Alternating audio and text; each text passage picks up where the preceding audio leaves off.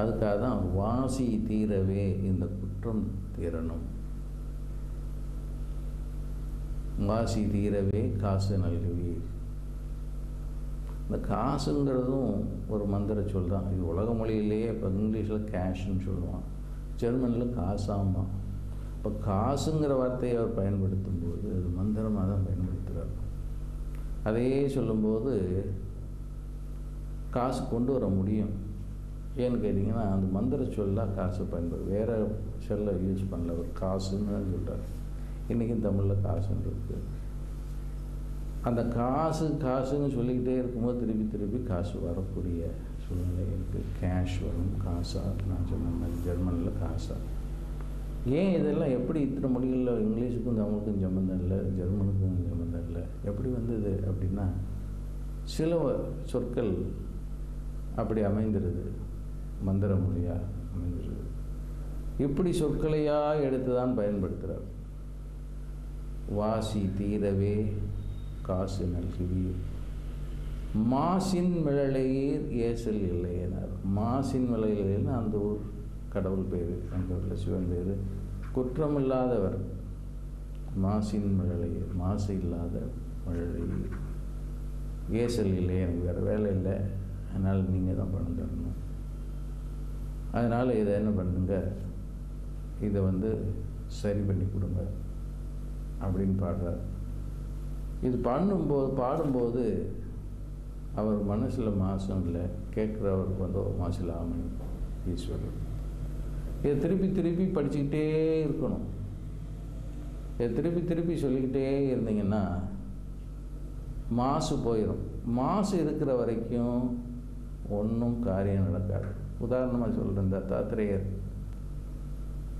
பரசுராமர் கேட்டார், நீங்கள் சொல்கிறது நினைக்கிறதெல்லாம் நடக்குது, நான் சொல்கிறது நினைக்கிறதெல்லாம் நடக்கலையே, காரணம் என்னன்னா? அதுக்கு தத்தாத்திரேயர் சொன்னார், நீ நினைக்கிறது செய்கிறது எல்லாமே நம்பிக்கை இல்லாமல் செய்கிற, அதில் இது நடக்குமோ இது நடக்காதோ அப்படிங்கிற ஒரு சந்தேகம் வருது. அந்த சந்தேகம் வந்துருச்சுனாலே நடக்காது. சந்தேகமே இருக்கக்கூடாது, எதுலேயுமே சந்தேகமே இருக்கக்கூடாது. அந்த மாதிரி சந்தேகம் இல்லாமல் இருக்கணும்னா என்ன இருக்கணும்? உங்களுக்கு அந்த குற்றமில்லாத மொழிகளை சொல்லக்கூடிய தன்மை இருக்கணும். அது நம்மளால் சொல்ல முடியாது. அதனால் ஏற்கனவே நமக்கு அருளாளர்கள் அவர்கள் சொல்லியிருக்காங்க, அவங்க மொழிகளை எடுத்து திருப்பி திருப்பி சொல்லணும். அதுதான் இப்போது தேவாரத்தையும் திருவாசகத்தையும் பயன்படுத்தும் முறை. என்னென்னா, சாதாரண மனிதர்களால் அவ்வளோ சந்தேகம் இல்லாமல் இருக்க முடியாது. இது நடக்குமோ நடக்காதோ அப்படிங்கிற எண்ணங்கள் வந்துக்கிட்டே இருக்கும். அது போகணுன்னா இப்போது இந்த மாதிரி அருளாளர்கள்ட்ட செல்லணும். அதுக்காக தான் வாசி தீரவே காசு நல்குவீர், மாசின் மழையீர் ஏசல் இல்லை. அடுத்த வரையில் சொல்கிறார், இறைவர் ஆயினீர் மறைகுள் மழலையீர் கரைகுள் காசினை முறைமை நல்குவீர். இறைவர் ஆகினீர், நீங்கள் தான் கடவுள். கடவுள்னால் செய்ய முடியாதே இல்லை. கடவுள் எதை வேணாலும் செய்ய முடியும். மறைகுள் மேனியர், நீங்கள் மறைனா வேதம், வேதத்தையே உடம்பாக கொண்டவர், அறிவையே உடம்பாக கொண்டவர். கரைகுள் காசினை, கரைகள்னா குற்றம் உள்ள காசினை, முறைமை நல்லது. இது செல்லா காசாக இருக்குது, நல்ல காசாக இருக்குது. இப்போ எல்லாருமே ஒரு வழியில் செல்லா காசாக தான் இருக்கும். எல்லோரும் நல்ல காசு ஆகணும். செல்லா காசை நல்ல காசாக எப்படி ஆக்க முடியும் அப்படின்னா, இந்த பதிகத்தை அடிக்கடி பாடணும்.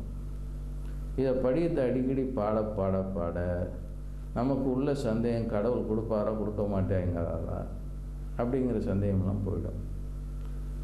அதுக்கு தான் இந்த அருளாளர்கள்லாம் இங்கே இந்த பூலோகத்துக்கு இந்த மாதிரி எல்லாம் ஒவ்வொரு கோயில்களுக்கும் சென்று இந்த மாதிரி ஒரு அற்புதங்களை நிகழ்த்தினாங்க. அதனால் இது நடக்குமா நடக்காதாங்கிறதே இல்லை.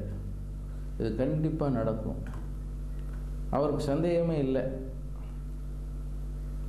அதனால் என்னாச்சு, இந்த 10 பாட்டு பாடி முடிஞ்சோடனே அந்த குறையாக இருந்த காசெல்லாம், குறைபட்ட காசெல்லாம் சரியாயிடுச்சு, நல்ல வட்டமாகிடுச்சு.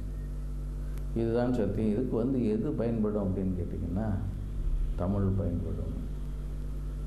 இதை டிரான்ஸ்லேஷனில் படித்தா பயன்படாது. ஏன்னு கேட்டிங்கன்னா வாசிங்கிறதுக்கு குற்றம்னு சொல்லலாம், டிஃபெக்டிவ்னு இங்கிலீஷில் சொல்லலாம். ஆனால் டிஃபெக்டிவ்னு சொல்கிறதுக்கு வாசின்னு சொல்கிறதுக்கும் வித்தியாசம் இருக்குது. ஏன்னா இங்கே பூரா மந்திரம். வாசின்னு சொல்லும்போதே அங்கே குற்றம்தான் முதல்ல நிற்கும். தீர அப்படிங்கிறதும் மந்திரச்சொல். வாசி தீரவே காசுங்கிறதும் மந்திரச்சொல். இதில் மந்திரம் இல்லாத சொல்லே கிடையாது. மந்திரம்னா என்ன அவர் சொன்னார், நிறைமொழி மாந்தர் மொழிவது மந்திரம். இந்த மாதிரி தேவாரத்தை படிக்கிறது கிடையாது யாரும். இதையெல்லாம் முறைப்படி படித்து நீங்கன்னா அதில் நிறைய பலன் கிடைக்கும். இதே மாதிரி தான் அருளாளர்கள் எல்லாம் அவங்க சொன்னதெல்லாம் நடந்ததுக்கு காரணம் அவங்க தமிழை ஒரு மந்திர மொழியாக பயன்படுத்தினார்கள். அதனால் எல்லாம் நடந்தது. தீரங்கிறது பெரிய மந்திரம், வாசிங்கிறது மாற்றக்கூடிய சத்திரம் மந்திரம். வாசியை மாற்றக்கூடிய அடுத்த வர்ற வார்த்தை தீர. வாசி தீர, வாசி தீரன்னா வாசி தீர, வாசி தீர அப்படின்னா உங்கள்கிட்ட உள்ள குற்றங்கள் எல்லாம் போயிடும். இதை வேறு எந்த மொழியில் மொழிபெயர்த்தாலும் அதனால் பயன் வராது. இதை இன்னும் ஆழ்ந்து பார்க்கலாம். ஒவ்வொரு சொல்லாக எடுத்து, ஒவ்வொரு எழுத்தாக எடுத்து பார்க்கலாம். இதில் என்ன ரகசியம் இருக்குது அப்படின்னு. ஆனால் அதெல்லாம் அறிஞர்கள் பார்த்துக்கொள்ள வேண்டிய வேலை, ஆராய்ச்சியாளர்கள் செய்ய வேண்டிய வேலை. சாதாரணமாக இதை நான் ஏன் இந்த தொடரை செய்ய விரும்புகிறேன்னா, எல்லாரும் பயன்படுத்தணும், எல்லாருக்கும் காசு வேணும், அவங்கெல்லாம் திருவிழிமலைக்கு போகணும். அங்கே போய் இந்த பாட்டை சொல்லிக்கிட்டே போய் ஒரு 108 தரம் சுற்றலாம். இந்த 108 தரம் சுற்றினீங்கன்னா நிச்சயம் காசு வரும். காசு வராமல் இருக்கிறதுக்கு காரணம் உங்களுடைய வினை, அந்த வினையினால் ஏற்படக்கூடிய சந்தேகமே இருக்கக்கூடாது.